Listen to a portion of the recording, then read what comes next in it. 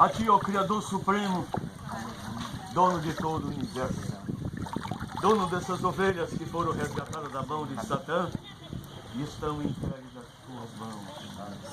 Dirige o ministério nessa cidade, usando o Teu servo, Carlos Henrique, e a usa nesse lugar e a sua filhinha, para que essa família seja uma bênção, um espelho em Tuas mãos. E cada alma dessa que aqui foi emergida nas águas, que os pecados vão para a profundeza dos mares.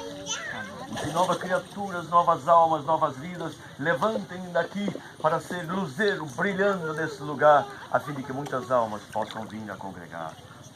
Ser com esta comunidade, ser com o Teu servo Haroé Carlos Henrique e esta varoa Izzy e cada um, irmão e irmãs que aqui foram emergidos no Teu nome sagrado e Yoshua Mashiach. Dirige nossas vidas e abençoa todos nós.